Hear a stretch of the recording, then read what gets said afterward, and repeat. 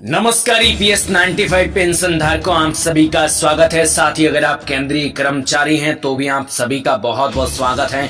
आज के इस वीडियो के अंदर आपको बताया जाएगा एक पेंशन पर बहुत बड़ी अपडेट और जानकारी के बारे में। ऐसे में आज हम बात करने वाले हैं ईपीएस 95 के तहत उच्च पेंशन के लिए कौन पात्र है और दावा करने की अंतिम तिथि क्या है, सुप्रीम कोर्ट ने क्या स्पष्ट किया है, ईपीएस पेंशन आखिर कब तक आपको बात कर दी जाएगी, इसके बारे में संपूर्ण जानकारी आज के इस वीडियो में दी गई है। अगर आप भी पेंशन धारक हैं तो आप सभी से हाथ जोड़ के विनती है कि आज के इस वीडियो को पूरा देखना। आपको हम अच्छे से बताने वाले हैं कि किस प्रकार से आपकी पेंशन पर अच्छा रिस्पांस या अच्छा जो बेनिफिट है वो सुप्रीम कोर्ट दे सकता है, और क्या सुप्रीम कोर्ट उच्च पेंशन के लिए कौन पात्र है, इसका भी क्या दावा करने के लिए अंतिम तिथि क्या है, साथ ही सुप्रीम कोर्ट ने क्या स्पष्ट किया है, इसके बारे में भी हम आपको अच्छे से बताने वाले हैं। तो चलिए आज के इस वीडियो को स्टार्ट करते हैं। अच्छे से आपको बताते हैं कि किस प्रकार से आपकी पेंशन में इजाफा हो सकता है, आपको पेंशन बढ़कर मिल सकती है। तो चलिए जानते हैं। लेकिन उससे पहले आप भारत के कौन से राज्य से हैं, जिस भी राज्य से हैं, तो आप सभी से विनती है कि अगर आप ईपीएस पेंशन धारक हैं, आपके दोस्त होंगे, आपके मित्र होंगे, वो भी अगर पेंशनर हैं, उनको भी ये वीडियो शेयर जरूर करना, व्हाट्सएप पे, फेसबुक पे, जिससे भी शेयर करो। लेकिन ये वीडियो आपके जितने भी दोस्त हैं उनको शेयर जरूर करना ताकि वो भी जान पाए। तो चलिए पेंशन धारकों, आपको अच्छे से बताता हूँ ईपीएस 95 के तहत उच्च पेंशन पाने के लिए पात्र कौन है, साथ ही सुप्रीम कोर्ट ने क्या स्पष्ट किया है, इसके बारे में आपको अच्छे से बताऊंगा।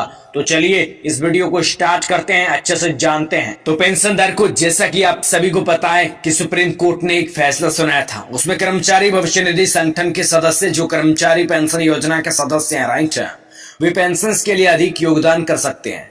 लेकिन आपको बता दूं कि शर्त है, यानी कहने का मतलब यह है कि कुछ शर्तें होती है, उनको जो है पूरा करना होता है। और इसमें विभिन्न उच्च न्यायालयों द्वारा दिए गए निर्णय से उत्पन्न कई वर्षों से भ्रम को शांत कर दिया है, जिन्होंने संबंध में 22 अगस्त 2014 के ईपीएफओ अधिसूचना को रद्द कर दिया था। उस अधिसूचना को आपको बता दिया जाए कि उच्चतम न्यायालय के नवीनतम निर्णय दिनांक 4 नवंबर 2022 के निम्नलिखित पुष्टि की है, 4 नवंबर 2022 की, उसके बारे में बताने वाला हूं। साथ ही सुप्रीम कोर्ट ने क्या स्पष्ट किया है और पेंशन का कौन हकदार होगा, इसके बारे में भी मैं आपको बताऊंगा। तो चलिए मैं आपको अच्छे से बताता हूं। पेंशन धारकों, सबसे पहली बात करें, कोई भी व्यक्ति जो 1 सितंबर 2014 को या उसके बाद कर्मचारी भविष्य निधि में योजना में जो है शामिल हुआ है, तो वह कर्मचारी पेंशन योजना में शामिल होने के लिए पात्र नहीं होगा यदि उनका मूल वेतन 15,000 रुपए प्रति माह से अधिक है तो। ठीक है। अगली बात, पेंशन की गणना के प्रयोजनों के लिए अधिकतम पेंशन योग्य वेतन अभी भी 15,000 रुपए प्रति माह है, जैसा कि 2014 के ईपीएफओ द्वारा अधिसूचित किया गया था। इसका मतलब यह है कि भले ही मूल वेतन 15,000 रुपए से अधिक हो, लेकिन पेंशन में नियोक्ता के योगदान की गणना जारी रहेगी। कहने का मतलब यह है कि 15,000 रुपए जो है का जो मूल वेतन है वो होगा। लेकिन अब जो एक नियम है, उस नियम को भी मैं बताऊंगा कि आपका जो 15,000 रुपए की जो वेतन सीमा है, उसको रद्द होने के बाद में आपको क्या मिलेगा, आपको क्या बेनिफिट मिलेगा, इसके बारे में भी मैं आपको बताऊंगा। ठीक है।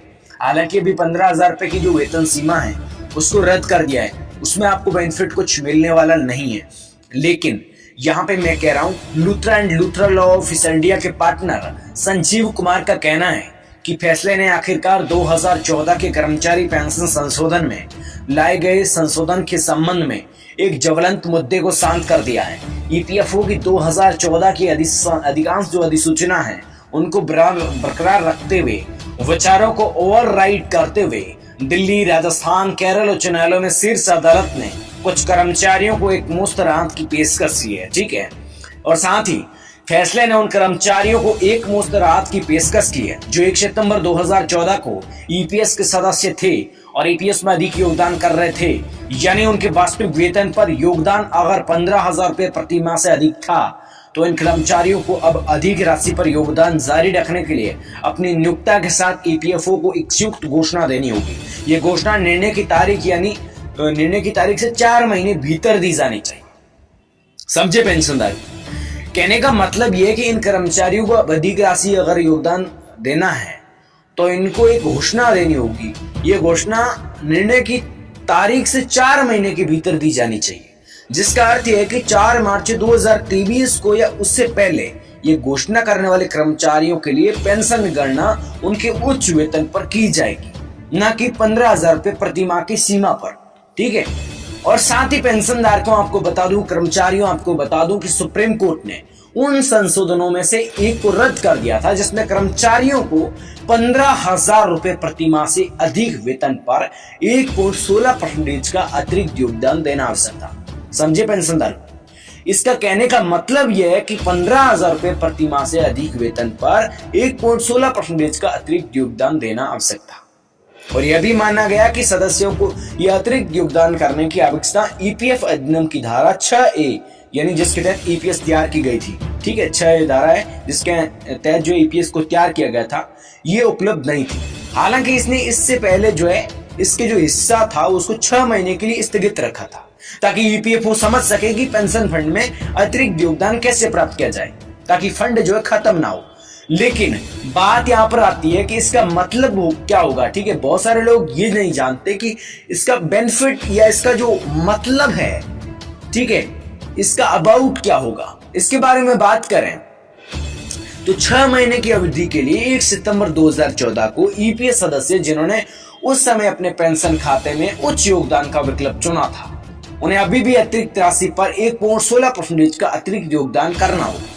उदाहरण के लिए यदि कोई कर्मचारी है, उसको 1 सितंबर 2014 को ईपीएस सदस्य था, वो प्रति माह उसे 20,000 रुपए वो कमा रहा था, तो इस उदाहरण में ईपीएस योगदान की गणना 15,000 रुपए में 8.33% प्लस 5,000 रुपए यानी 1.16% के रूप में की जाएगी। जैसा कि 2014 में ईपीएफओ अधिसूचना में उल्लिखित सूत्र के अनुसार है, 6 महीने पूरे होने के बाद में ईपीएफओ जो ये स्पष्ट करना पड़ेगा कि ईपीएस खाते में अधिकतम जो योगदान है वो कैसे काम करेगा।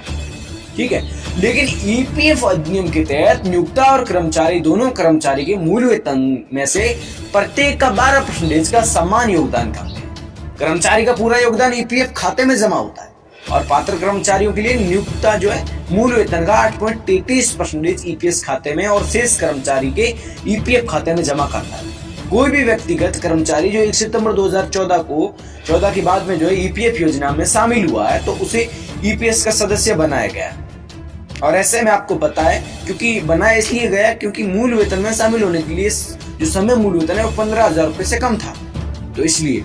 और साथ ही दोस्तों ईपीएस में अधिक योगदान करने का विकल्प नहीं है। ये राहत उन व्यक्तियों के लिए उपलब्ध है जो 1 सितंबर 2014 के ईपीएस सदस्य थे। ठीक है, तो कहने का मतलब यही है कि आप सभी की जो अभी की जो सुप्रीम कोर्ट ने जो स्पष्ट किया है, वो सुप्रीम कोर्ट ने यही स्पष्ट किया है कि आप सभी, यानी आपको बता दूं कि अगर आप भी कर्मचारी, अगर आप भी पेंशन धारक है, तो सुप्रीम कोर्ट ने जो स्पष्ट किया है, जो स्पष्ट कहा है, वो मैंने आपको अभी बताया।